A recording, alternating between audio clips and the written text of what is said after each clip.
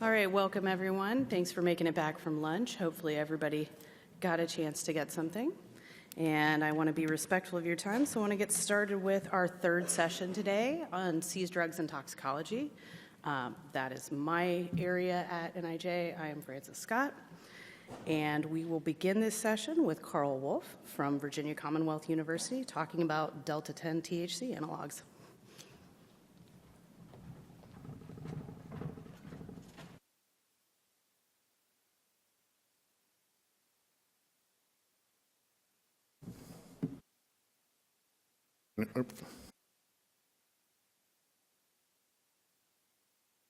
Do what I'm supposed to do, turn my mic on. All right, well, welcome everyone. As I say, thank you all for paying your taxes. If not, I would not be fortunate enough to be here today. All the work done here is my opinion and no one else's, and if you have an issue with that, we can have a nice discussion on that. So, yes, I am going to talk about commercial products, namely commercially available homogeneous cannabinoid screening assays from Abbott Diagnostics, Lindsay International, Thermo Fisher to include DRI and CEDIA reagents, Roche Diagnostics, the KIMS or the online DAT, and Siemens Healthkeeper's the SIVA assay. So, how did we get to where we are? As I say, 4 years ago, plus a couple months, the world was a different place. And many of us were a different place then. And all we ever worried about was Delta-9. That was our big issue. And we cooked up lots of stuff, thanks for you guys' paying your taxes. We did brownies and gummies and dark chocolate and had an amazing time of learning lots of things. We also then got to do beverages the next summer, which was really cool and amazing, and how unstable cannabinoids are in those products, no matter how you store them. But we're talking about Delta-9, and we go marijuana. Everybody goes marijuana. Even to this day, you talk to people, and they go, we're talking Delta-9. And we all know Delta-9 gets converted to the hydroxy, 11-hydroxy, and then the carboxylic acid. And that's really what we're looking at in urine samples, is the 11-nor carboxy. And even SAMHSA standards are, hey, we're looking at marijuana metabolite, screening at a 50 nanogram per mil, and we're confirming at 15 nanograms per mil of Delta-9. And so, what's happened since then? Yeah, I know, I should have got a different slide. But 2018, the world has opened up. We are dealing with a lot of more different cannabinoids out there that we never would have thought of in years past. And we're talking about Delta-10 today. And now we have 4 analogs for Delta-10, which is kind of interesting because we're not talking about biologically which one works better, which one works least, any antagonist or effects or anything like that. We're just talking about pure stereochemistry. And can we even see these things today using our various assays? And the nice thing we go, oh yeah, we have a chiral carbon. And we all remember Dr. Pelzar's lectures way back in 1983 about stereochemistry and all those fun things. Except for 2 of these compounds have 2 chiral centers, which makes it even more interesting. So, what are we looking at? Our objectives in this whole thing was to evaluate the ability of available homogeneous assays for screening for Delta-10 and its biological metabolites at federal level of 50 nanograms per mil, and at the 20 or 25 nanogram per mil, which I say is the lower concentration, or what I've been doing for years, is in compliance testing. But the real objective here in my world is, what do you want to see? And more importantly, do you really want to see it?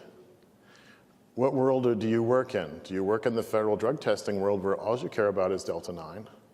Or do you work in some of the other worlds where we care about everything? Or we get phone calls about everything and inquiries about everything. And can we do this or can we not do this? And what's the latest thing that's sticking on the wall or on the smoke shop, vape shop that you're passing going home? Or the new one they put in my neighborhood and building another one. And I live in a residential neighborhood. So, hey. Okay, so what are we looking at? We're looking at emit assay, CEDIA, and KIMS. They're all a little different. Most of the assays people are using today are emit, We won't go back to 1972, Lam Bim Air Base, South Vietnam, the beginning of military drug testing. But we have Abbott system, we have Lindsay, we have DRI, and we have SIVA, which are amide assays. And then we have the KIMS assay from Roche, and we have the CD assay from Thermo. And we ran them all on an Abbott C4000 in our laboratory. Can we see these or not? So we have to decide. We need a decision point. What are we going to look for screening? What's the possibility we have? And so we said, okay, let's do this logically. We do a 20 nanogram for a low cutoff for our delta 9. We have a 50. The good old days of 100, if you've been around long enough and you all remember doing 100 nanogram screenings. And then we said, well, let's just go 10 times that. Let's go to 1,000. If we don't see it at 1,000, not to be mean, but we don't care. We're probably not going to see it in a real-world situation, probably. Yes, we will find those patients or those peoples, but for the most part, the 99.999 is going to be not there. So we said, okay, we need to assess this. We need to use the Academy Standard 036 on how to do this. We decide on a decision point what comes up positive. We're going to run a negative, we're going to run a half control and a 2 times X decision point control and look at precision in that.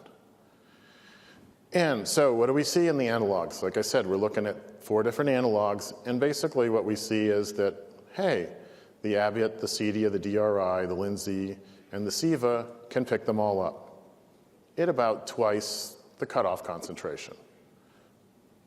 That's a good general statement. So we go, hey, okay, let's break this down. What can Abbott see? But as you see there, we're looking at 4 analogs. So we said 100 is the cutoff concentration, but the response we got, or the average response we got for the 9R and the 9S was about 40, so not bad, and also for the 6AR, 9R. But you see that the 6AR, 9S has a little less sensitivity or detectability. It's a cool thing to watch. So now we run the DRI, and we see DRI works really well. That 9S, 6AR 9S, a little less. And we go, okay, well, this is up in the right-hand corner, we're looking at, this is delta 9 carboxy. This is what we're looking at. So with the Abbott and DRI method, we're talking about basically the assays are not really designed to detect specifically and only specifically the carboxylic acid. So it's looking at some other else in the molecule for detectability. So thinking forward, going, what other analogs can we come up with? What's the potential for detecting them? CEDIA, we see, hey, that again, the 9R and the 9S, not too bad sensitivity on either methods. But once we drop down to the 6AR, 9R, about a third of that, and forget it when we get to the 9S. It just looks like background noise to us. So not detectable. Can move forward another one. There we go. So now we're talking about, but these somewhat look the same. So what is going on with this? The 2 chiral centers is causing us a problem here with the stereochemistry and ability for the enzyme, well, this is for the CEDIA method to work. We get, like I said, 1/8. Basically, in the real world, you're not going to detect it unless there's tons of it there. Lindsay assay, it's a mid-assay. We're going, hey, cool. Again, we can see the 9R, the 9S fairly well. That 6AR, 9S, it's about half or about 2/3. And if we were looking at the 25 nanogram cutoff, we would really probably go no. And again, we're seeing similarities here, but we're seeing that whatever that 2, 9, and we haven't really drawn these out yet and looked at other extensive analogs at this. This was just the 10A series that were commercially available. And that's the problem we run in with a lot of our work is, what can you get? What's on the market?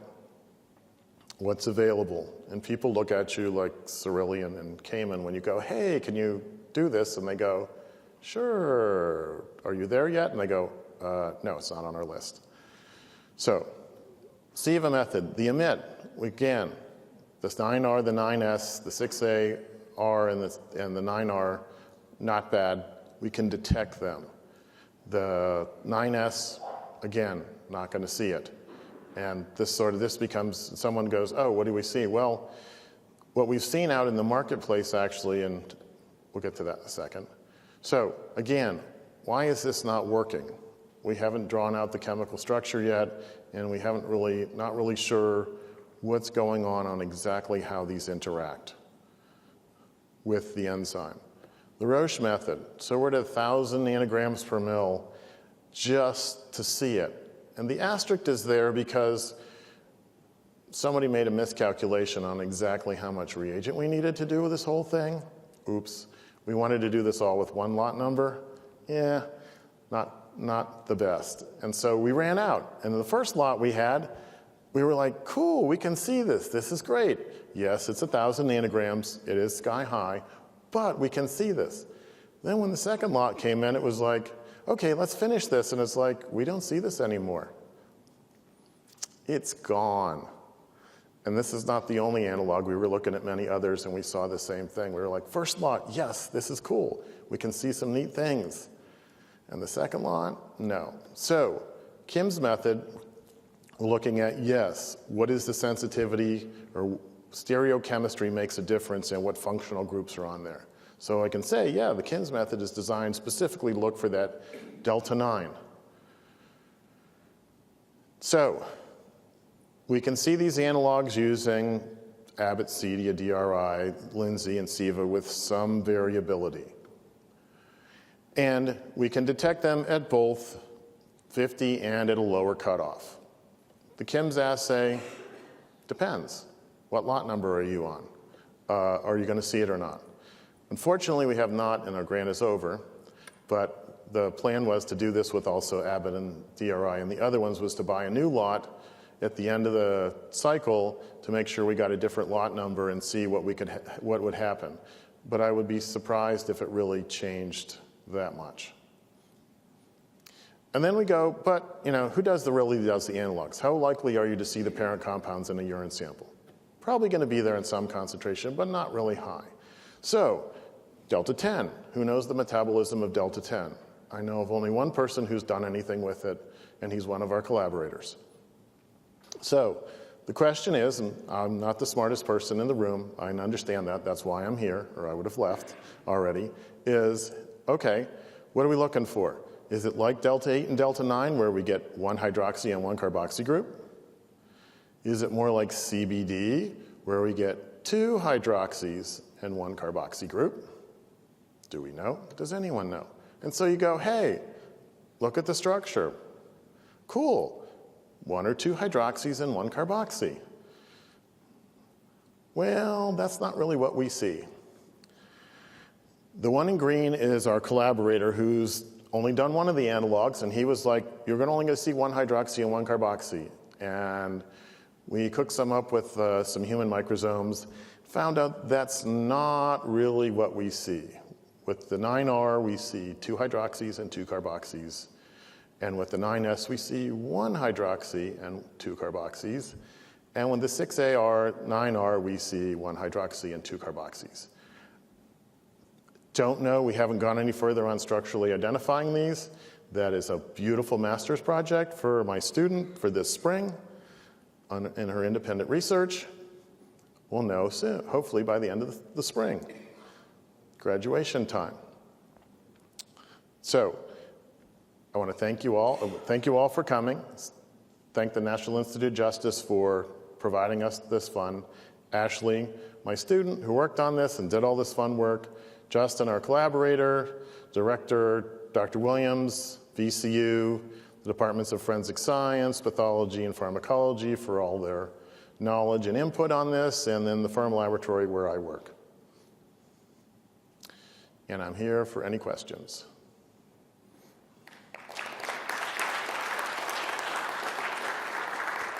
Because somebody's got to have one.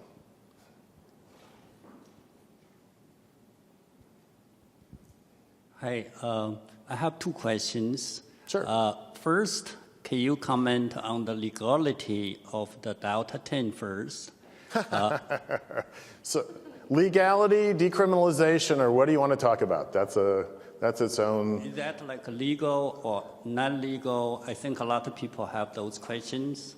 That is an amazing question, and that gets into, well, if you, it just got thrown, no.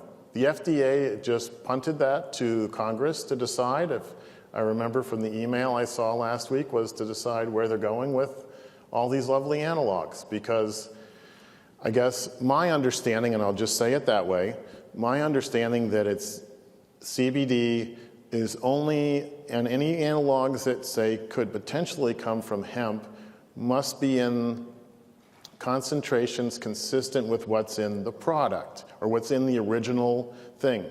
That doesn't include extraction, concentration, or manipulation in any way. That's my understanding. Thank you. Second question is, as I understand, those kits are designed to detect the Delta 9. So are those like for both chiral isomers, Delta 9, Delta 8, or only for the metabolite, one of them or something? I think you are testing them to cross-react with Delta 10 and Delta 6A and 10A. Is that correct? Yes, the assays, the calibrators for the kits are for Delta 9 carboxy. That's what the package insert says. That's why I said prior to 2018 that wasn't a problem, because that's all we ever dealt with was Delta 9 carboxy in my lab, because we didn't care about anything else. And so the kits are designed to that, and there's still people today, well, we're still using the same kits today to do testing, only now we're getting the questions on what else can you see from this. Okay, thanks. You're welcome. We have an online question. Okay. We do have one online question. Did the lot number that underperformed also underperform with other target Delta 9 analytes? The Kims? Yes. So we did Olivatol as one of the things, looking at it there because it's a starting product for all these fun synthesis, and we were like, in its reported abilities to kill your high, to dampen your high. If you take too much, eat too many gummies, online says, take some Olivatol. Because it's a smaller molecule, it may kick off the Delta 9, and it may sort of mute or dampen your high if you've gotten too high. So we saw Olivatol too, and that was our first, I guess, indication there was a problem here. Not a problem, an issue came up, because we were doing Olivatol back when we were doing Delta 8. We've progressed through several analogs in that time period. But anyways, we saw Olivatol, and we saw it cross-react similarly as we saw the Delta 10s. And then we bought the new kit, and we were like, okay, let's finish this off. And it was like, it went away. Where did it go? Why can't we detect it anymore? And we did some research on Olivatol, and it was like, well, it's not really stable. Maybe we didn't store it correctly. We were questioning ourselves. And then we got to Delta 10, and it was like, oh, it's not here either. I'm going to bet it's the new lot. What did we change? The period in time you can go back to and go, boop, there's the problem. There's the point. Not a problem. There's when the issue occurred. So yes, we did see that. When that was the only ones we saw it with. We didn't see it with Delta 8, the Delta 8 carboxy issue. It worked.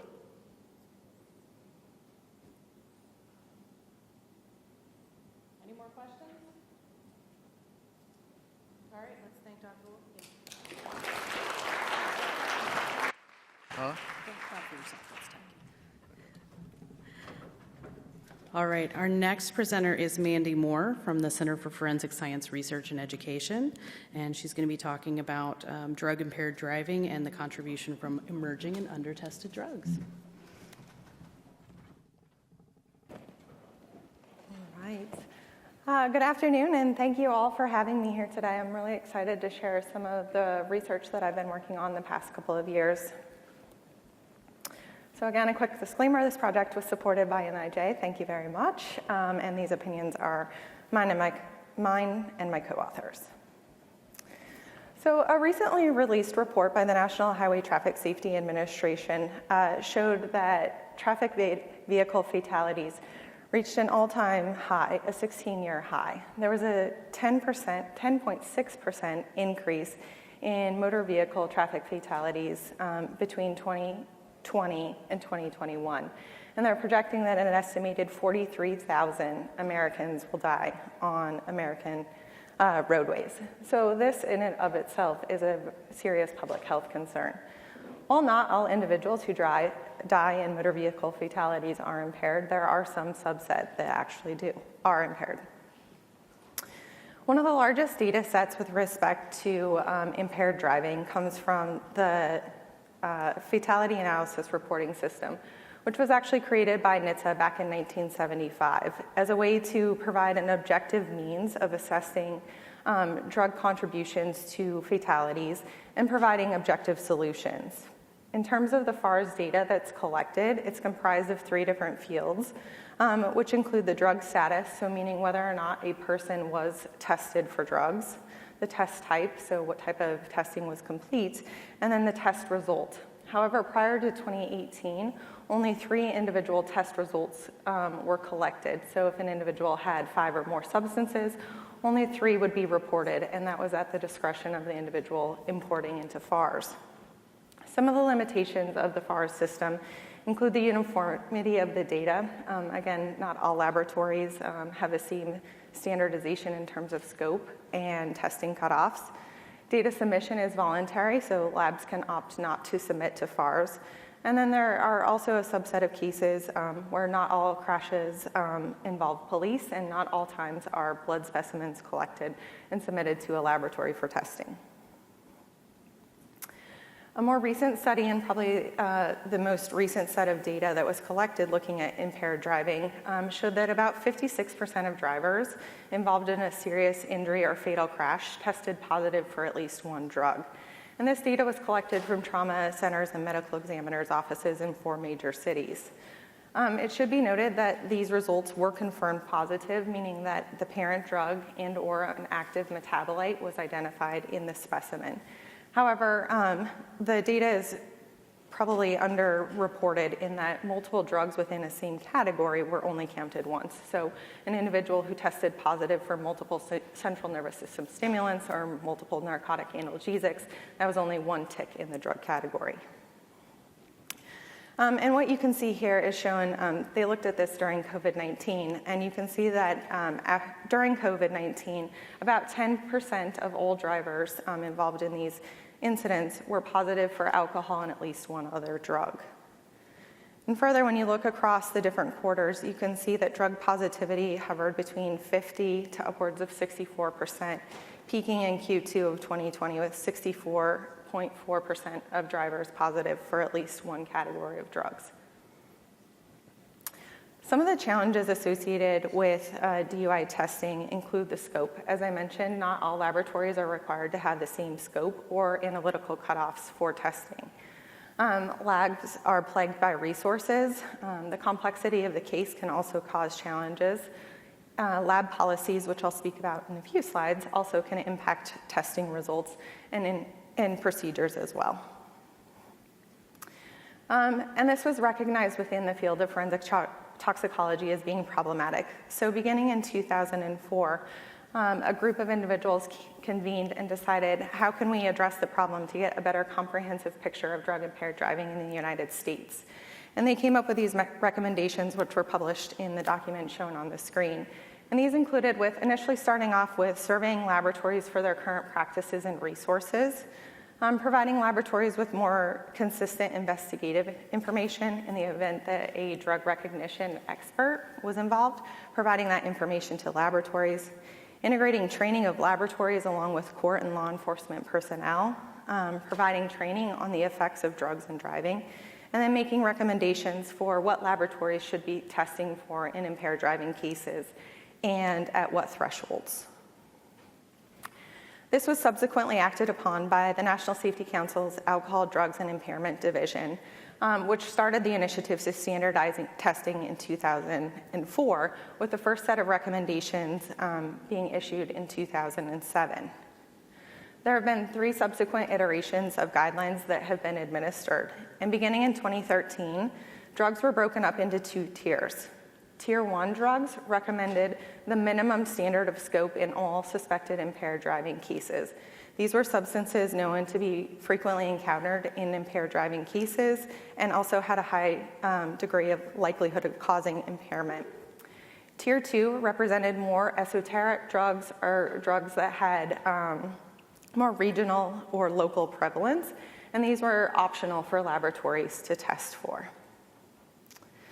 And by creating this standardized approach, it would really improve the uniformity of the data, so we could get a true picture of what the drug-impaired driving problem in the United States was.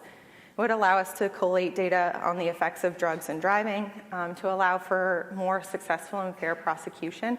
If everyone's being tested to the same scope and cutoffs, it would ensure that someone would be charged in one state and not charged in another state.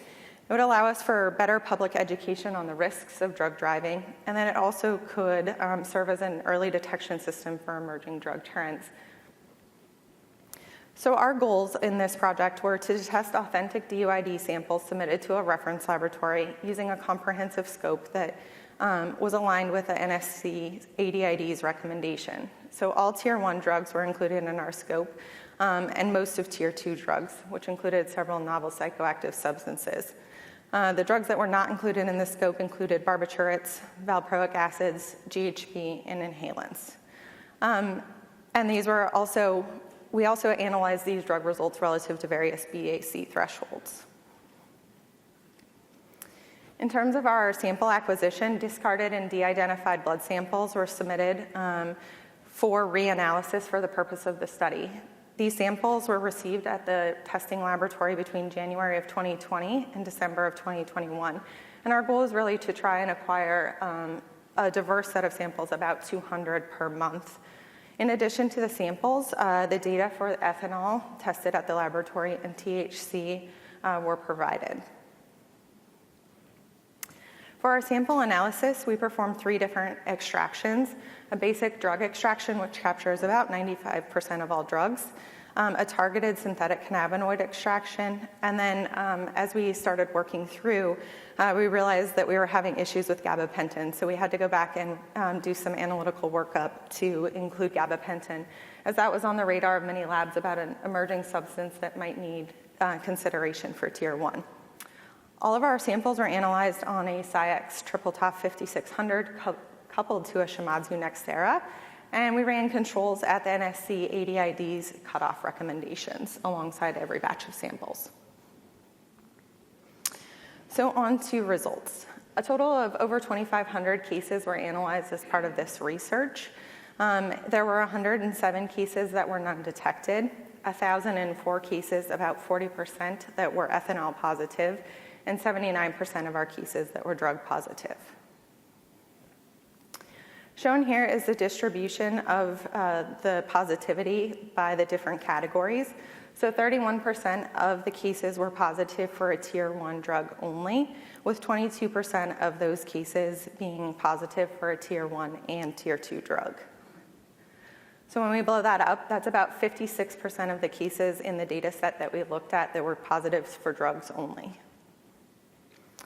In terms of the findings of what those drugs were, unsurprisingly, I think to all of us in this room, THC was the most commonly encountered drug, with over 1,200 cases, representing about a rate of close to 50% positivity. This was followed by ethanol, and then subsequent to that was methamphetamine at 15.5%, fentanyl and amphetamine were both at 13.8%. And this was interesting because prior to this, there was a shift with the recommendations when we looked at drug positivity in laboratories. Not too long ago, alprazolam was up there as the #1 drug, and you can see that those trends have changed, and alprazolam is now dropped down to the #5 drug For tier 2, again, these are optional, considered optional for laboratories to test. Diphenhydramine was found in 7.4% of cases, and gabapentin was identified in 4.3%. We did do some work in looking at drug combinations. So ethanol and THC were found in combination in 359 cases. For ethanol, ethanol was most commonly found with central nervous system stimulants, and THC was most commonly found also with central nervous system stimulants, but you see a little shift in terms of what drugs they were most commonly found for shown on the screen. And then because of the opioid epidemic, we looked more specifically at what fentanyl was found in combination with. So fentanyl was most frequently found in combination with central nervous system stimulants, and then with cannabis. I'm going to focus a little bit more now on the alcohol data. So there was 204 cases when you exclude cases that were none detected. In terms of the alcohol concentration data, the mean and median concentrations in these suspected impaired drivers was 0.16, with the range from 0.01, which is the reporting limit of the assay, up to a 0.61. But you see this nice Gaussian-shaped distribution of the blood alcohol concentrations. One of the other things that we were able to investigate was drug concentrations over time. So one of the trends that we were seeing is increased purity in a lot of drugs that are out there. So we looked at the concentrations over a 4-year period between 2017 and 2020. And what you'll note from here, I wasn't able to show all of the data for all of the different drugs, but these were the top 4. You'll note that most of the median concentrations are relatively consistent across time. However, when you go to the far right column of the screen, you'll notice that the max concentrations are nearly doubling, tripling, and quadrupling for some drug categories, which I think is a telling story. In addition to increased positivity, we're also having people driving motor vehicles at very high levels of these impairing substances. Looking specifically at the drug and alcohol combination data, one of the things that is a practice in forensic toxicology is what's known as stop-limit testing. And this is where there's an administrative decision not to do drug testing when an alcohol is at a certain level, or where a laboratory only confirms and quantifies the most significant drug. And most significant is in quotations because that's obviously very subjective depending on the analyst. But the justification for this is that there's no enhanced penalties for combined alcohol and drug use. The impairment can be explained by a BAC. Labs are strapped. They have limited resources and budget and have to make decisions. And sometimes it's precluded by agency request. So an agency only asks for an alcohol test to be complete. In our data, we found that about 45% of laboratories reported that they do stop-limit testing, and it was most commonly at the threshold of 0.1 grams per deciliter or at 0.08. So what we wanted to do, because we had the comprehensive alcohol data, was to assess this and look at drug positivity across the tiers.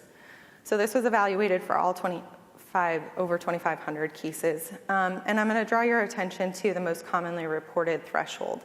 So there were 379 cases positive for ethanol at greater than or equal to 0.1 that were not positive for drugs. At this BAC of 0.1, 10.6 were positive for a tier 1 only drug. And then when you look at it collectively, that's about 17.3% of cases are positive for a drug that if a lab engaged in stop-limit testing that would be missed. When we talk about what those results were in terms of the individual drugs, THC, not surprisingly, again, was the most positive, followed by amphetamine. I was actually kind of curious because now we have a lot of questions around per se limits about what an impairing level of THC is. So I ran a couple of pivots to look at that data. And one of the cases that was really interesting to me was a driver whose BAC was 0.08. And it was a driver that was also positive for THC, and that THC was 33 nanograms per mil. So if we have a stop limit at 0.08, we're missing someone that's potentially very high from THC. And then here is the data for the tier 2. Again, it's very similar in terms of drug positivity to what we saw in the overall picture. So just to conclude, the drug positivity for all of the cases is nearly 79%, almost double of what alcohol positivity was.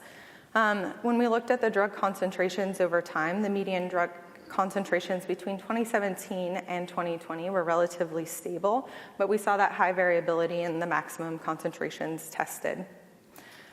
Stop limit testing, as I mentioned, is often justified for a number of reasons, but when we crunch the data, about 82% of cases have drugs. And at the most commonly used threshold, 17.3% of cases are positive for a tier 1 and or tier 2 drug.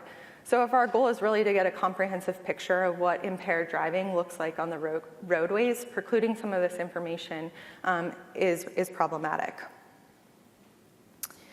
The data from this research supports the recommendations for tier 1 and tier 2 drugs. The most frequently encountered drugs are captured in tier 1. And there was only 2 tier 1 drugs that were not detected in the data set, which were alpha-hydroxyalprazolam and oxymorphone. We frequently see polysubstance use with multiple drugs, particularly ethanol in combination with cannabinoids. Just to touch really quickly in terms of novel psychoactive substance, we have a very comprehensive library and are aggressively chasing them through our NPS discovery program. But what we did find is if you're concerned about NPS in driving, it's really NPS benzodiazepines that you need to be concerned with. Interestingly, alprazolam was detected in 87 of the cases that we analyzed, and comparatively, the NPS counterpart, 8-aminoclonazepam, was detected in 80, so almost equivalent positivity in those 2 data points. If you are a laboratory and are meeting the recommendations for tier 1 drugs, you're going to capture about 97% of the cases with an impairing substance. And as I mentioned, limited testing based on alcohol precludes information about drug involvement in several cases, leading to underreporting. Again, small percentages, like 2 and 3%, they seem insignificant. However, when you extrapolate and apply that number to the millions of people that are on our roadways, they have big impacts on the data. And we've made significant improvements to the quality of data with respect to impaired driving, but there's still more work to do. So I would like to acknowledge the following individuals. I'm really grateful for NMS Labs for being willing to provide us with samples and able to do this research, for NIJ for funding it, and for CFSRE. So with that, I'm happy to take any questions.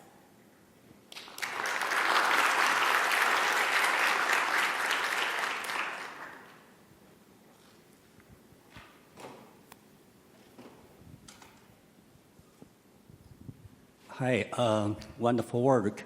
I would like to know the difference between the THC, this work from the previous work. So where are we with the toxicology side? Like when we confirm the THC right now in toxicology, are we still just limited to the delta-9 carboxylic acid? Or we are not concerned with any other isomers of THC, are we? So no, that is definitely a challenge for forensic toxicologists. We are concerned with the isomers, and there's a lot of effort in going into trying to separate them. So at the reference laboratory, they do separate delta 8 and delta 9 THC.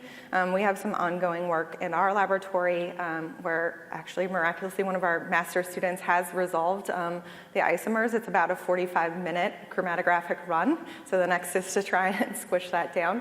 But that is something that we are trying to chase down in forensic toxicology. Thank you. We have an online question, and I just want to note we're actually ahead of schedule, so we have lots of time for questions for candidates. We do have one online question. Do you have a rough estimate on how frequently the presence of drugs was missed as a result of stop limit testing from a comparison of labs that do and do not engage in this practice?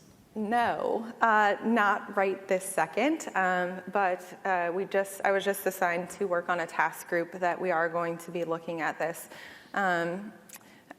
I am working on a couple of other projects trying to identify labs that actually do stop limit testing and potentially testing a subset of their data to better inform and address that question. So maybe in future years I'll be up here and able to give a directed answer.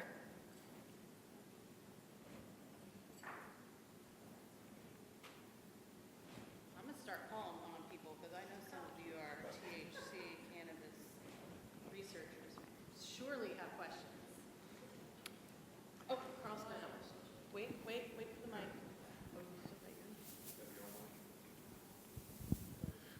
So I did this a few years ago, but the question that was asked to me is, what drugs do you see at the bubble?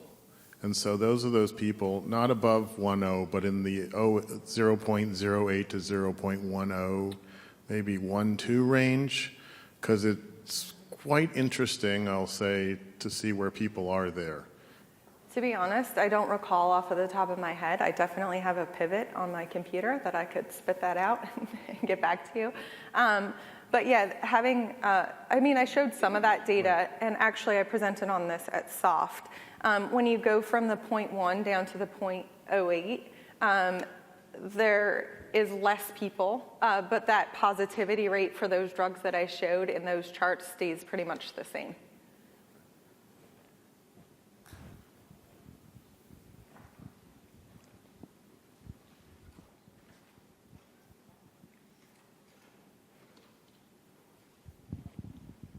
Thank you. Very good presentation. Question. You highlighted where the one drug fell down the list of detections. Were there any that surprised you that went up? No, I think if we do a lot of work to stay current with drug intelligence and trends. We work a lot with our C's drug analyst. So that's a telltale sign of what's coming in the pipeline. If it's in C's drug work, it's not long before you're going to see it in toxicology. So, I mean, this is pretty consistent. We also are very involved in some drug checking initiatives, doing street testing, and this is consistent with what we see. We see a lot of fentanyl, a lot of amphetamine, methamphetamine, and likewise cocaine. So, and that's pretty consistent with what you see in the impaired driving. Again, also in conjunction with THC, which is now ubiquitous. Thank you. One other comment just with respect to stop limit testing. As I mentioned, there are one of the reasons cited for that is because there's no enhanced penalties for combined alcohol and drug use. But we are starting to see a change in some of the state statutes to address this issue. For example, I believe New York State is now including language about additional penalties for combined alcohol and drug use, along with Utah. All right, let's thank Mandy. Thank you.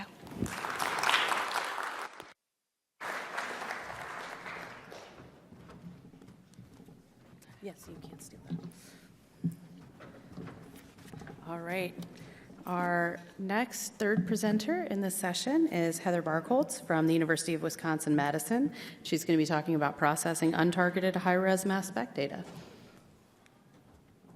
Great.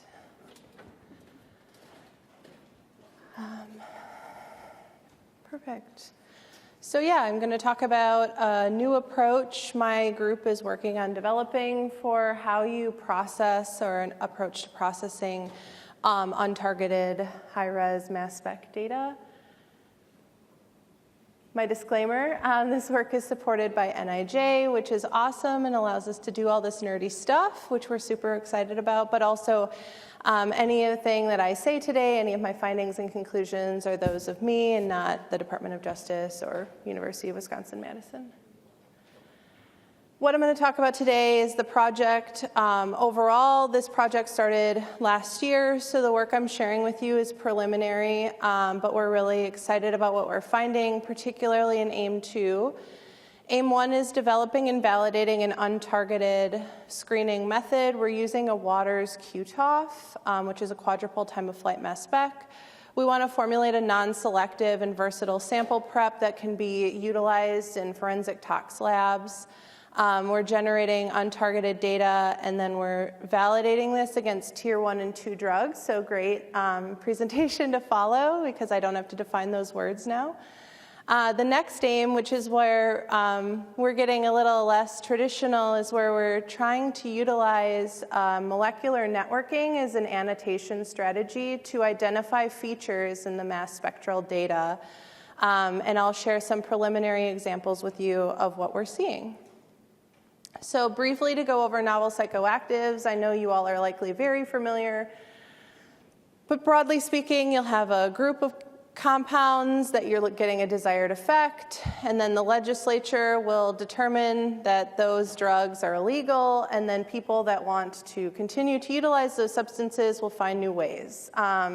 So in here, the delta 8, the delta 10, all those fun things that we're always talking about, the fentanyl, the nitazines, the tizolam, those are all your novel psychoactives. And this is from CSFRE, so we're really excited to be able to talk, read the reports they're putting out, because it helps us guide what we're looking at in the lab as well. And you can see the 2022 data is included here, and there's multiple new compounds identified in the United States every year. So this problem I call forensic tox whack-a-mole. So you'll have your ketamine, and then MXE is an analog. If you fragment at this bond, these structural changes will change your mass over charge. So when you're looking at the mass spectral data, you won't see MXE. Same for PCP, just to reiterate, if you have that functional group change, all of a sudden your targeted assay is not able to detect those compounds. A potential solution that forensic tox has widely, started to adopt is the use of like a quadruple time of flight or other less targeted data acquisition methods to screen. So this is starting to replace your immunoassays, et cetera, when you get a sample in the lab and you don't know what's in there. So we use a lipid cleanup. It's a 96-well plate, so we can kind of churn through samples really quickly as our sample extraction. Then there's a UPLC chromatographic separation.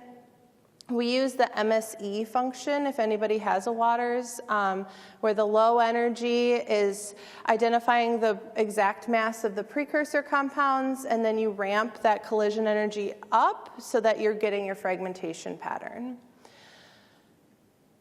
And then untargeted, even I'll use untargeted, but it's not the most accurate word. It's less targeted, because ultimately, once you get this huge data set, it's very highly multiplexed and convoluted, so you then compare it to an in-house spectral library. So while we work really hard to, read emails from NPS Discovery and purchase reference materials from Cayman Chemical, we're still very limited in what we're comparing against. And this is one example from the Wisconsin State Lab of Hygiene, which my appointment is, I'm jointly with the Wisconsin State Lab of Hygiene, so I get to take all their samples they would normally throw in the garbage and analyze them. It's pretty sweet. But these compounds were from this sample, was from an impaired driver, and they were tested positive for atizolam. And then we identified that in the sample, but then they had another feature in the spectra that had a similar mass overcharge ratio to atizolam, but not the same retention time. Its retention time was closer to triazolam. So this threw up some flags in the analysts, and they called me and said, we have this weird stuff, what should we do? And we looked at it and we spent some time, but ultimately, due to resources, et cetera, we shelved this sample because it was only identified in 2 impaired drivers. So unless we see it a lot more or start to see it in our post-mortem casework, we're not going to be able to chase this because it's so resource and time intensive to identify what this might be. And if it's not in a lot of samples, like, who cares? Which isn't a great perspective when you're looking at the research. Like, I care, but from the forensic tox perspective, we're in a workflow where you're dealing with 10,000 samples a year, and this was in 2 that's not a huge percentage. So this brings me to why we need new ways to approach this data and how we can annotate it, and particularly in a transparent and open access way. So this brings me to the Global Natural Products Social Molecular Networking. That's a mouthful, so I'm going to call it GNPS. And this is an online toolkit created for natural products drugs discovery. So they have a ton of papers in high-impact journals looking at antimicrobials in soil and marine environments. But what it is and what it means to us is it's a way that we can share our mass spectral data and we can annotate it online. Anyone can create a username and password and start utilizing this resource. So you just need to have the know-how and access to mass spectral data to be able to start to play with this online platform. And very briefly, how it works is when you have your versatile, less targeted sample prep, you're trying to get a good picture, a representative sample of the entire chemical environment. So for us, that's whole blood, urine, et cetera. And then you create a whole bunch of mass spectral patterns. And what you need is a way to organize those patterns. So I like to think of molecular networking as a tree. So the algorithm clusters these mass spectral patterns based on the similarity under the assumption that similar chemical structures, when fragmented, will generate similar mass spectra. And then once it's clustered those of similar spectra, it goes another step and it starts to look at the relative peak intensities, and it does some spectral alignment so that you're getting a more finer detail of the clustering. So you can see in the bottom corner how it's identified these two spectra closest to me are going to be very similar, but then these others have some feature in the spectra that makes the algorithm believe that it's, they're going to be different, and it creates these nodes of structural similarity. So high level, what we're hoping is that if we can curate a spectral library of drugs of abuse, and then we can have, my lab, your lab, anybody's lab contribute this untargeted high-res mass spec data, we could use the existing spectral library to seed this tree, and then things that are close to it in the molecular network are likely to be of a similar structure. So it gives us a starting point in addition to existing data like retention time and fragmentation pattern to identify the chemical structure. And this, I wanted to take a screenshot of the landing page, so it's cheap, easy, and accessible. Also, what I like the most about this is that they have a very robust documentation and training platform in a multimodal way. So I'm a visual learner, I like to read, but I know that's not everybody's jam. So they have text-based documentation, they have a YouTube channel, they have a very active Twitter presence. One of the main curators of this toolkit is an active researcher, so they're always interested in engaging with users to identify pain points, new ideas, et cetera. So it's been really great to interact with them because it's not static. It's very much alive and it's very much responsive to community needs. So where to begin as I talk about developing this less targeted mechanism? Untargeted is big, so we're starting with Tier 1. The preliminary data I'm going to share with you on the next slide is a subset of Tier 1 because even the 37 compounds in that I can't all put on a slide. And then we're moving on to Tier 2, but like mentioned, Tier 2 includes whole classes, so we're prioritizing compounds that are either very prevalent or very toxic. On the bottom are my equations, but this is just some preliminary results, recovery and precision. These do not include any internal standard normalization. We do get better values when we normalize, but we want to be aware that not every lab is going to use an internal standard. So we're trying to identify not only what works well here, like MDMA has a great recovery, but also what doesn't work well is we're seeing the cannabinoids are having a challenge in our preliminary negative ion mode data. And then one thing we've done that we're pretty excited about is we've generated a spectral library. It currently has 240 spectra. This is all in positive ion mode. We are cleaning up the data on a cathinone panel we purchased from Cayman, and we also bought every nitazene Cayman offered. So that data should be uploaded and available within the month, which will about double this. And this is available right now because we're trying to put what we're working on out for others to use right away, because we've felt the frustration of waiting for Cayman to send or have, a compound for us and then running it in our workflow. So at least you could see the spectra that we're seeing on our QTOF here, and you can download this and put it in open access. I like seeing all the phones. That's great. You can put it in an open access if you use MS-Dial or anything else to process your data outside of the, the companies, like your Thermo or your Waters data processing software. So I'm going to get into the examples, which is where I think this really shines. Like I mentioned, I'm affiliated with the Wisconsin State Lab of Hygiene, so we have access to their impaired driver and postmortem specimens. We de-identify them and pull them off of what they would discard. We also have a project with Bellin Health and the UW Health looking at non-fatal overdoses, because we like to keep a wide view, so this can also have wide public health impacts. And then seized drugs as well, like was mentioned in the prior talk. That's where you're seeing your NPS before they trickle into the other specimens. So this impaired driver example, again from the State Lab of Hygiene, the in-house spectral library results indicated amphetamine, methamphetamine, fentanyl, tramadol, and xylazine. This is a picture of what the whole molecular network looks like. So this is kind of overwhelming when you first look at it, but we need to remember that every node in this chemical environment is not necessarily a unique compound. These are features that the algorithm has pulled out of the data and organized for us. And then since we have this spectral library we're comparing to, we can start to pull this tree apart and not be so overwhelmed by the forest and start looking at, individual branches, individual clusters of leaves, et cetera.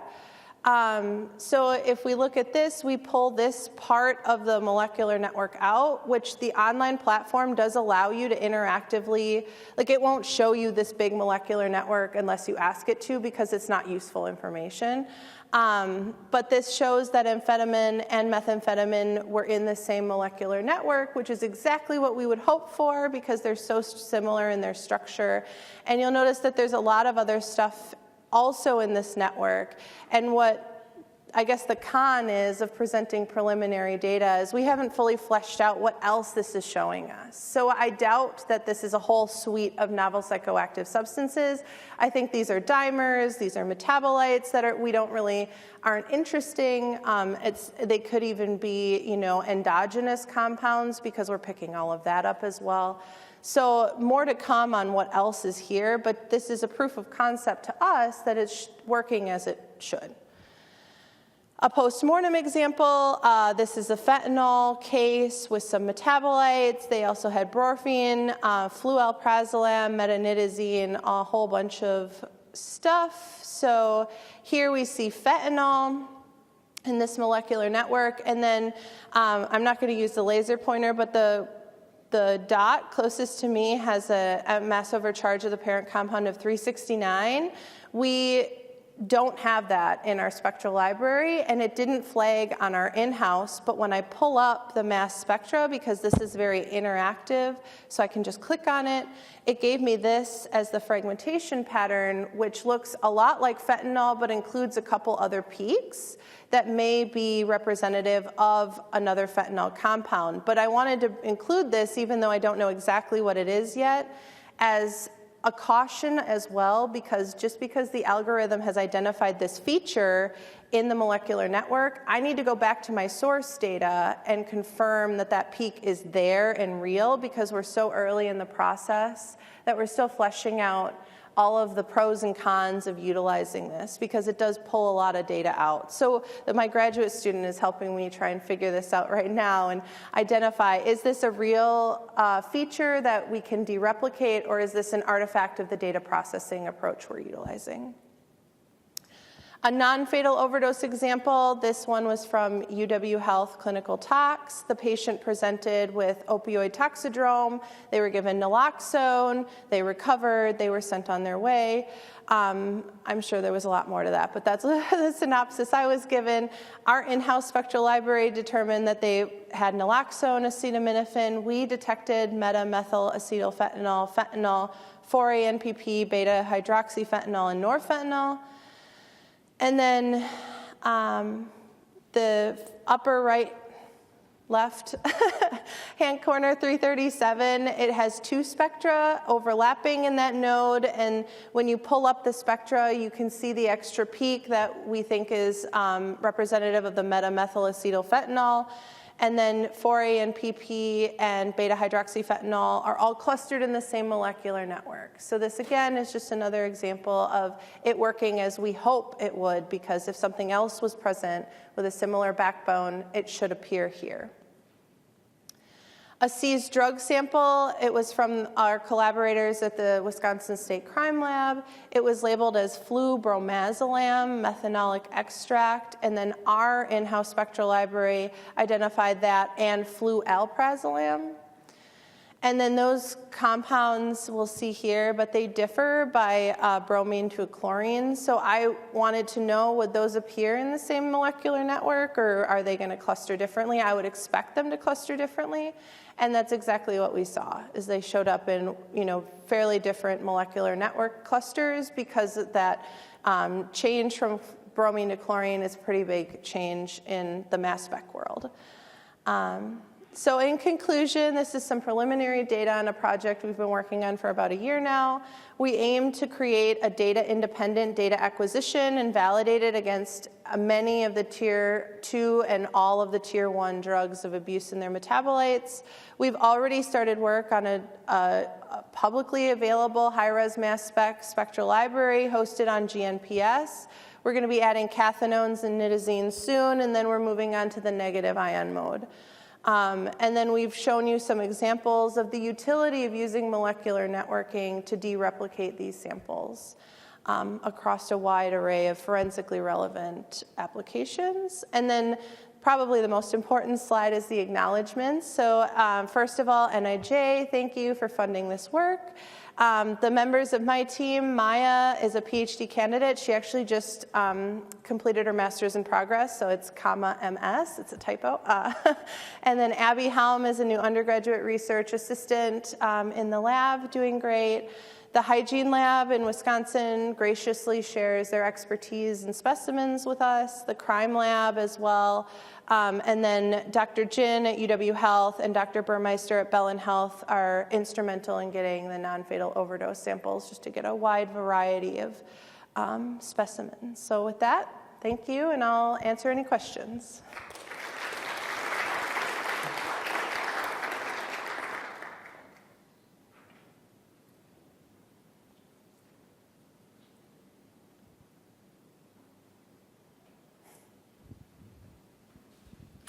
Hi, thanks for that talk.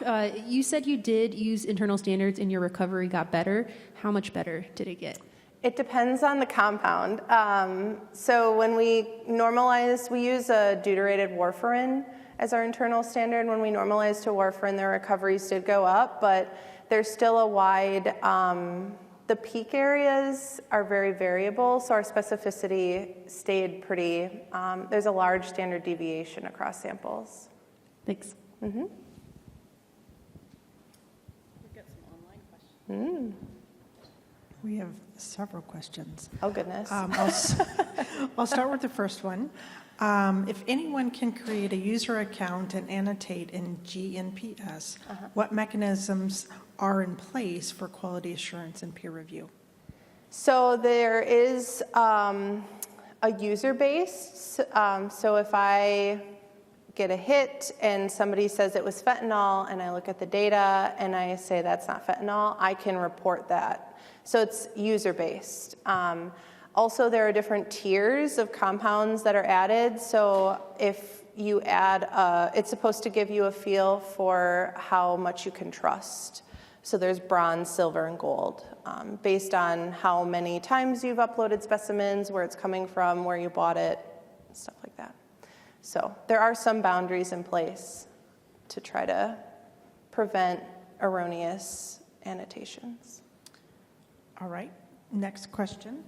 How many metabolites do you currently use or plan to characterize in addition to the parent compound? Tough question. I don't know off the top of my head. It is primarily parent compounds, but we do include metabolites, like, for example, 6-MAM, stuff like that, where they're relevant. Moving on to the next question. What are your planned next steps to triage this massive amount of information? Okay, so beyond this project, one thing we've been kind of chewing on in our heads is how can we identify the structure or the mass spectra of the backbone? So if anybody's looking at a lot of mass spectral data, you'll know that there are certain key fragments in a fentanyl, and then, you know, others change. So we wonder if there's a way that we could create like a button on GNPS or something like that that you could push to say, you know, I have an unknown. Is it a nitazene? Is it a benzimidazole? Is it, et cetera? But that's just in my head, so I don't know how good of an idea it is yet. It's on record now. Oh, oof.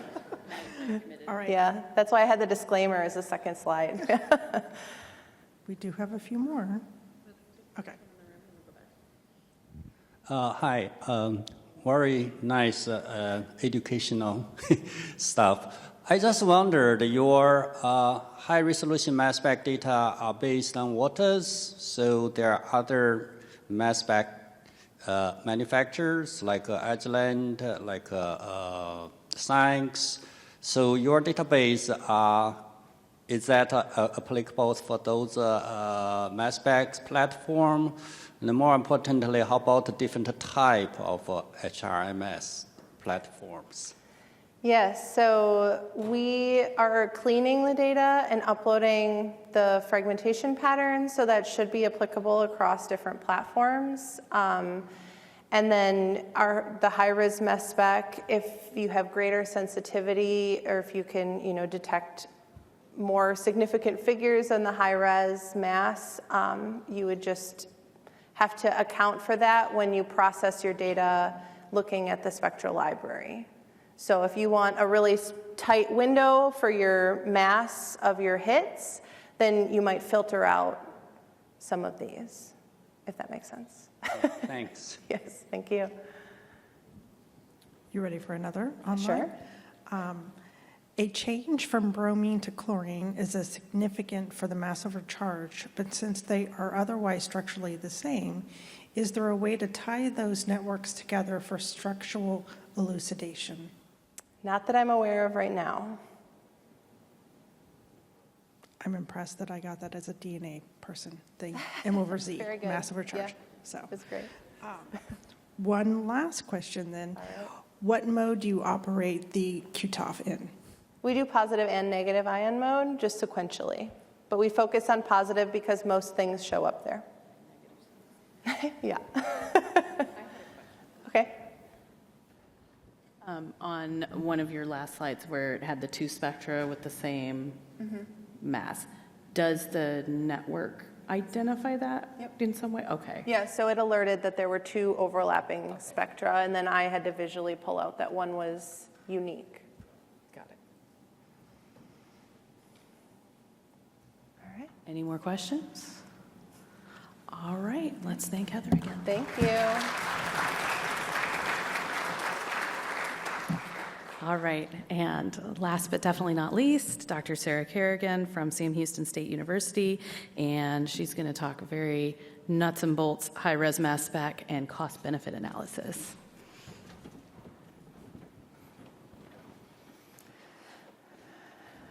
Thank you very much. So I'm going to talk about cost-benefit analysis of high-res mass spec screening for toxicology. Of course, this was an award that was funded by the NIJ, and the opinions you'll hear today are mine and do not reflect those of the Department of Justice. I want to talk briefly about some of the challenges associated with toxicological screening, some of the relevant standards that we have to consider when we're developing that type of methodology. I'll briefly talk about the objectives of the overall study.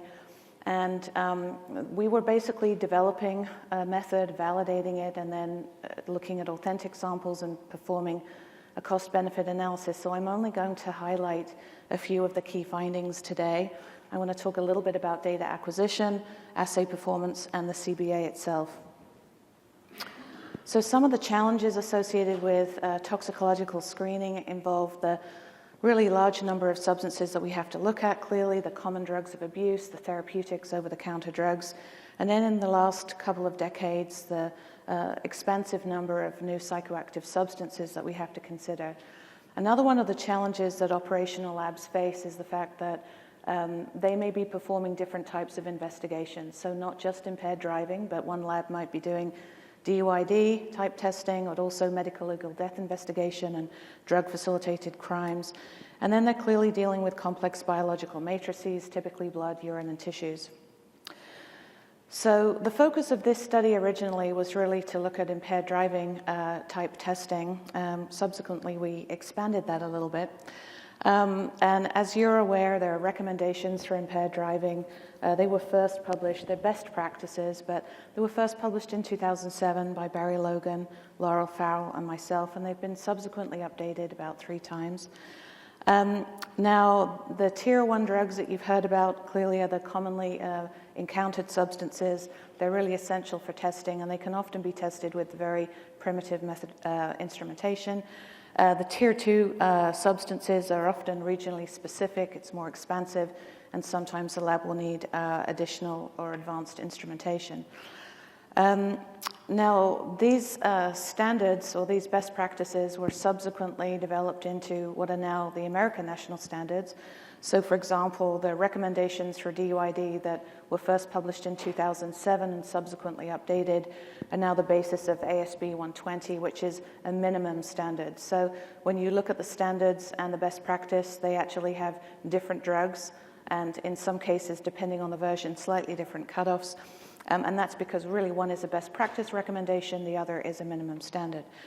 So there are some other standards that were important for this study. There's also another scope and sensitivity standard for medical legal death investigation, tox testing, which is 119, and then one for drug-facilitated crimes, which is ASB 121.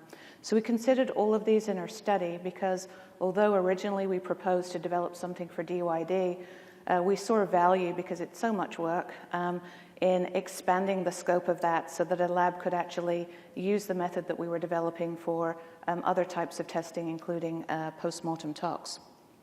So the other standard, of course, that's important is ASB 036, which, as you know, is the relevant standard for the method validation itself. So in terms of the high-res mass spec screening in blood, our method targets more than 200 drugs. We use 10 isotopically labeled internal standards, and the cutoffs for the drugs range from sub-nanogram per mil for some of the NPS-type drugs to 50,000 nanograms per mil for some of the therapeutics that we might see. Now, we included drugs that were outside of the scope of DUID, which made the project more challenging. And so when you hear Tier 1, I'm going to talk about Level 1, and instead of Tier 2, Level 2, because we included some other substances in the method that I'm presenting. So Level 1 for us included all of the Tier 1 drugs for DUID, in addition to a number of other additional substances. Level 2 for us was all of the tier drugs at the appropriate cutoffs that were forensically relevant, in addition to other substances. And then we created Level 3, which is where all of those other substances that were perhaps not important for impaired driving, but were important for medical legal death investigation, were placed. So those were drugs that were not within either Tier 1 or Tier 2. So that's where the 200 plus drugs came from. So approaches to tox screening is obviously very varied. Some labs still use immunoassay, which has limited scope of testing, limited specificity based on the cross-reactivity of the antibodies that are incorporated into the kits. GCMS is obviously great. It's cheap. It's good for nonpolar compounds and volatile substances, but it has very limited limits of detection, particularly for some of those NPS drugs that we're interested in. LC-MS is great in terms of the sensitivity and specificity, but of course it's more labor intensive and more complex instrumentation and higher cost. Probably the biggest challenge with a comprehensive toxicology screen is not your instrumentation, it's your extraction. So when you're thinking about doing a comprehensive extraction for 200 plus compounds, you're dealing with, of course, compounds that have a wide-ranging properties, physicochemical properties, in terms of their acid-base nature, polarity. Some are polar, some are nonpolar, some are amphoteric. And so that's really a challenge. The other challenge you have with the mass spec-based screening is the variation in the cutoffs, because they're all being analyzed in one injection. So when you've got low or sub-nanogram per mil to 50,000 nanograms per mil in one screen, it's actually a little bit more complicated. And some of our sub-nanogram per mil cutoffs were for many of the NPS-type drugs. But even within Tier 1, we've got cutoffs that are 1 nanogram per mil for buprenorphine, fentanyl, which is challenging for a comprehensive extraction, and carboxy-THC, which is 10. And then, of course, we've got our high-range drugs like GHB and lots of our other therapeutics. The other major challenge with the extraction are the darn cannabinoids and the carboxy-THC, which doesn't want to extract into any type of comprehensive extract. And that's the reason why many labs who are using high-res mass spec-based screening are still using a standalone immunoassay for the carboxy-THC. And so from the outset, we really wanted to incorporate the carboxy-THC into the extraction and into the overall screen, and that was a big challenge. So obviously the advantages of HRMS screening, we were using LC-QTOF, is that it has the ability to perform non-targeted screening, retrospective data analysis, potentially structural elucidation of emerging threats and things like that. And obviously we've got good specificity and sensitivity, but there are even more disadvantages. That initial capital outlay, the fact that you need highly trained personnel training, the instrument's very complex and finicky at times. It's really, the data storage issues can be obviously very significant, and it's very intensive in terms of method development and validation. And ultimately, that can really delay or prevent labs from deploying this type of really innovative technology because the barriers for operational labs are very significant. So the objective of this study was to develop a cost-effective and reliable HRMS screen that was comprehensive in nature and inclusive of cannabinoids. We were using whole blood, and we wanted to include drugs beyond those that were of interest in drug-impaired driving cases. Then we wanted to conduct a cost-benefit analysis and evaluate the return on investment for labs with different throughputs, so essentially different shapes and sizes, to provide insight to labs who might want to determine if it was actually a worthwhile endeavor.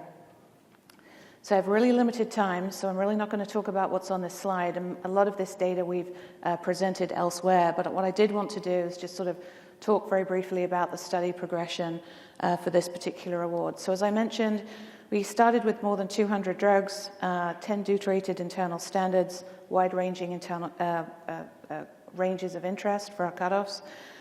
For our sample preparation, which was really critical, we looked at multiple extraction types. We looked at protein precipitation, basic crash on the instrument, lipid removal devices, which are becoming a lot more popular and very important for blood, solid liquid extraction, dispersive SPE, and catchers. We then looked at different instrumental approaches, including different modalities for data acquisition, fast polarity switching versus dual injection, which I will talk about very briefly, and obviously fully optimized LC and MS source. We then validated the method after developing it in accordance with ASB 036, and then analyzed more than 900 samples, authentic samples, that had been previously analyzed using ELISA and EMIT, and these were a population of samples that came from both California Department of Justice and Texas DPS. The last step was really the cost-benefit analysis, and we were looking at the ROI for labs with different throughput, and our ROI was essentially the cost per case for the test. So I can't show you extracted ion chromatograms from more than 200 drugs, so here are just the internal standards. This is the optimized LC separation, and these internal standards are shown in a blood extract extracted using SLE at the cutoffs for tier 1. On the left-hand side, you can see the other substances that were part of the screen. They're basically defined in terms of the category of the drug and the number of drugs within that particular category. So this just summarizes the optimized extraction protocol using SLE on the left-hand side, and our LC conditions on the right-hand side using our Agilent LC QTOF. And I just wanted to mention some of the work that we've done in terms of looking at the fast polarity switching, the FPS versus the dual injection, because clearly we've got acidic and basic drugs. Some of them love ESI pos, some of them really like ESI negative. And we were really interested in improving efficiency for this method, so we were interested in fast polarity switching, but that's kind of like turning the electric light on and off really fast, and it's not very good for your instrument. And although we didn't see measurable differences for the drugs that were basic in nature, that performed well in ESI positive, we did see really significant differences when we were looking at the acidic drugs, in particular carboxy-THC, which for us is a critical drug because it's a tier 1 drug. So fast polarity switching was really bad for carboxy-THC, so we went with dual injection for our entire method. We looked at 3 different acquisition modes. We looked at TOF, all ions, and auto MSMS mode. And the criteria for our evaluation of which way to go was really quite straightforward. We were interested in mass accuracy, so we were looking at ppm differences. We were interested in the signal-to-noise ratio and intensity, and we also looked at target score parameters from our PCDL. We subjected all of that to statistical analysis. We did ANOVA and then t-tests to evaluate that, and we used a representative group of samples for our statistical testing. So we did see statistically different results in terms of both mass accuracy and signal-to-noise ratio for the analytes that we looked at. So on the top of this graph, you're actually just looking at the mass accuracy. So your best results are actually the dots that are right on the 0 line. It shows the scatter of the mass accuracy. And even though you actually see some more outliers for all ions, when you average all of the results, all ions actually outperformed the other modalities. And we saw significantly higher signal-to-noise ratios for all ions acquisition. And one of the reasons why we really went with that was because it really allowed us to go back and do retrospective data analysis. And that actually helped us out in the back end, because when we got to validation and we're looking at authentic samples, we ran into some interference issues that we were able to go back and recrunch all of our validation data with new parameters. And had we not chosen a modality that allowed us to go back and recrunch all of our validation data, we would have been back to the beginning of what was really a 6-month validation. So in terms of the method validation that we did, we looked at LOD, we looked at extraction efficiency, matrix effects, carryover interferences, process sample stability and reproducibility. Way more than you ever need to look at on a screen, but that's me. I'm an overachiever and a former quality assurance manager. So very risk averse. Our acceptance criteria for making a presumptive identification was a mass accuracy within 10 ppm. We were looking at retention times within 2% of the verified standard, signal to noises greater than 3, and we looked at fragment ions for all of our compounds that produced them. There were just a handful that didn't produce fragment ions, so we used them when they were available, and our coelution scores had to be greater than 60, and we gave carboxy-THC a little bit of grace, and he only had to hit 50. So here you see some of the data for selected level 1 drugs. On the right-hand side, you see the drug, you see the cutoff concentration, the limit of detection, the mass accuracy, and the signal-to-noise ratio. And even though our criteria for mass accuracy was 10, if you look at the ppms here, you can see they're all extremely low. So we were hitting above that almost all of the time. Our signal-to-noise ratios were good with small exceptions, and I'll get to that when I talk just quickly about extraction efficiency in just a minute. And on the left-hand side, I've just thrown up some extracted ion chromatograms that show some of those challenging tier 1 drugs in the blood extracts. So you see a blood extract using the SLE for buprenorphine at 1 nanogram per mil, fentanyl at 1, and carboxy-THC at 10. Okay, so extraction efficiency. You talked about the extraction protocol being the hardest part of the project, trying to extract 200 drugs with good extraction efficiencies. But when you really think about extraction efficiency, although we were interested in measuring it, it's not the magnitude of the extraction efficiency that's really important. It's the fact that you can reproducibly identify the drug at the threshold that you're interested in. So, but you can see the extraction efficiencies were really pretty decent for the different classes of drugs. These are grouped into the categories because you don't want to look at a table with 200 extraction efficiencies in it.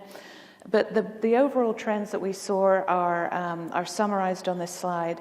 So it was THC, carboxy-THC was definitely the most difficult drug for us to extract using the comprehensive protocol, regardless of whether or not we were using catchers, dispersive SPE, or whatever we were using. So we optimized our extraction conditions to enhance the extraction efficiency of our carboxy-THC. And in doing that, we were able to extract it with efficiencies greater than 85%. But we did that at the expense of some of the other drugs.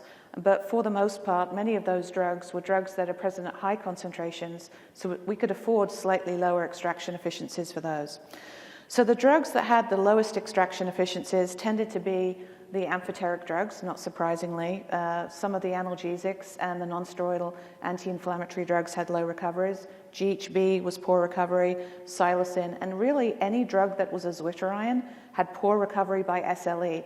But that's just a trend because of the procedure, because it's SLE. So, as I mentioned before, although we tolerated some lower than ideal extraction efficiencies, we were always able to reproducibly identify the drug at the recommended cutoff. So that was most important for us. Okay, so the next step was really the analysis of the authentic specimens. So we looked at over 900 authentic specimens from California and Texas. The samples from California had previously been analyzed using ELISA, a 6-panel ELISA, and the samples from Texas were analyzed using a 10-panel EMIT assay. Because they were adjudicated specimens from casework, many of them were very old. Some of them were 14 years old because they were all due for destruction. And so that created some challenges when we were looking at the comparison of the data because our drugs, some of our drugs had degraded and the matrix had definitely degraded.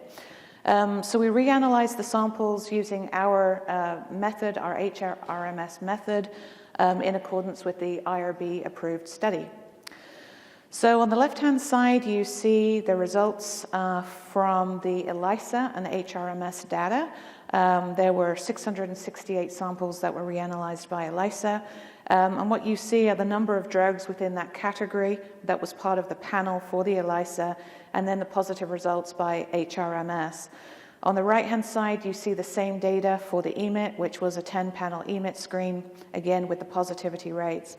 And you can clearly see that for the samples that came from California, DOJ, my alma mater, one of my alma maters, the confirmation rate for cocaine metabolite was really low. And that was obviously because of the degradation of, in fact, of the BE in the tube as well, but the degradation of the drug itself. This was something else that really helped us out because we subsequently, after developing the method and validating it and then doing the casework analysis, we went back and added more cocaine analytes to our method. We added AEME, we added EME and others, and cocaethylene, other analogs of interest for cocaine. And we didn't have to redo the validation because we had chosen all ions. So it was really very beneficial from that standpoint.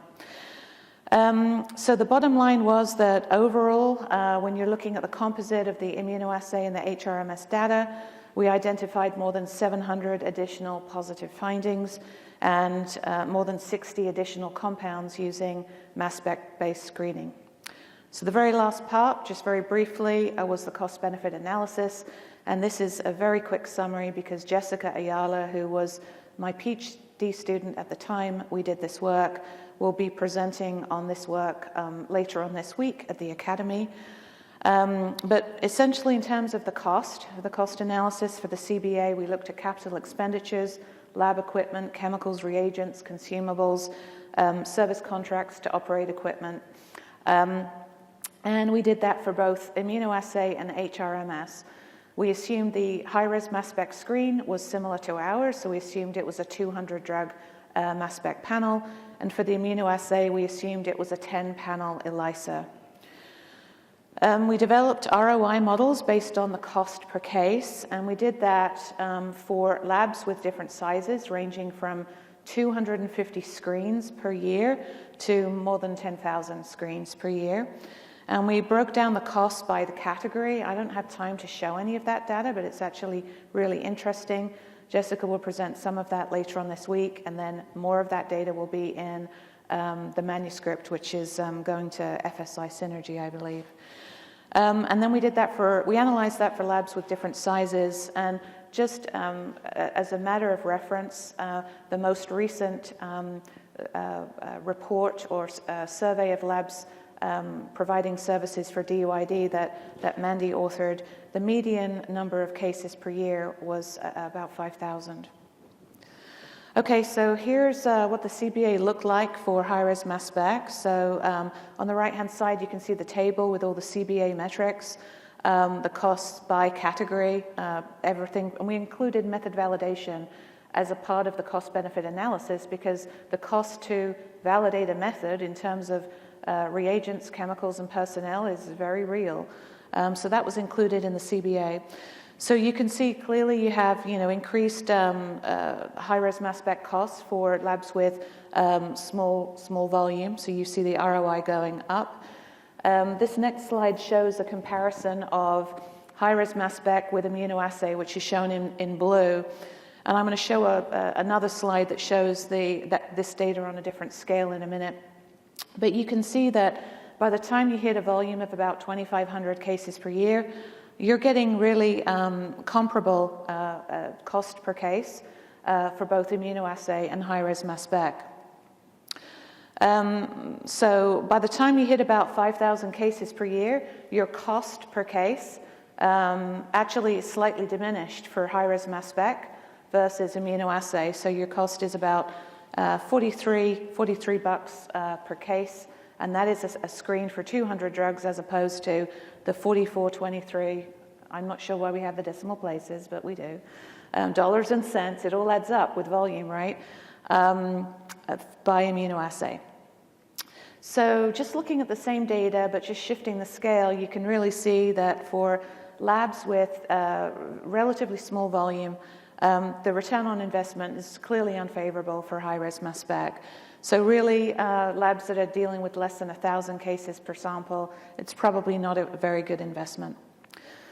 So in conclusion, the challenges for implementing high-res mass spec screening in an operational lab are really significant. The time to deploy it can be very lengthy, and you've got to have highly trained personnel. We validated a method for more than 200 drugs by HRMS that was comprehensive in nature and included the cannabinoids and adhered to all of the published recommendations and standards that were appropriate.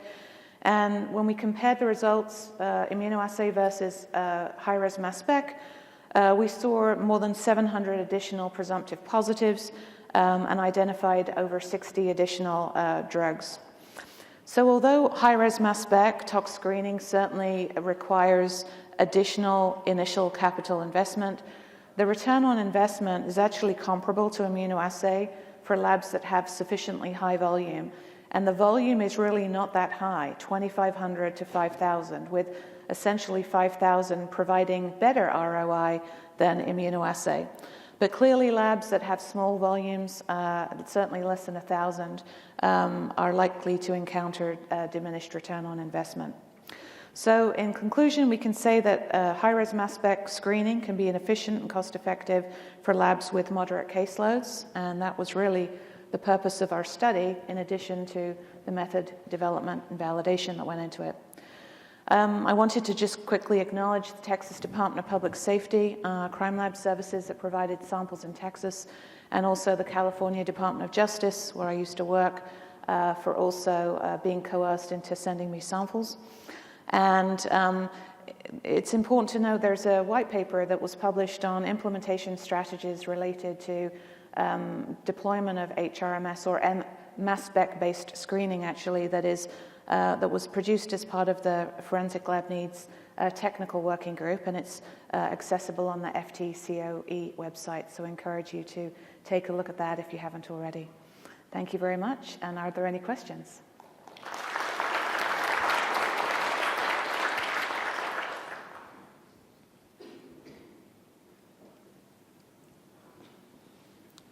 Yes, Mandy. Quick question. With the increased analytical sensitivity of high-res, do you have any guesstimate of what percentage of those additional findings would be unconfirmable? Probably a good number, right? And that's a limitation of the study in the sense that we're just looking at the presumptive side. I would have loved to have had the budget in the grant to have sent them to NMS for confirmation. You come over to CFSRU, yes, for free.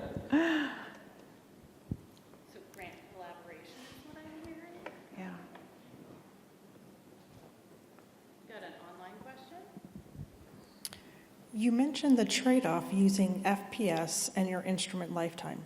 How would you recommend laboratories assess a cost-benefit analysis along with the cost and time associated with multiple extractions? So in this particular case, it's not multiple extraction. There was one comprehensive extraction. The samples were just injected onto the mass spec twice, once in using negative ESI, once in positive, but there was just one extraction. So there was no increased labor associated with that.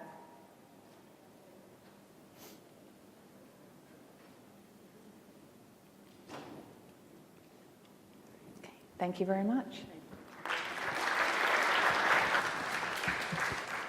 All right, and thank you to all of our speakers from this session. We're going to let you go to break. Please be back at 3:20 for the final session on forensic biology and DNA. If you want something to do for the next 15 minutes besides the obvious, take a left out this door, and right through this wall are our lovely posters. They are available for self-guided tour, and then at 5 o'clock after the session, our presenters will be there with their posters. Thank you.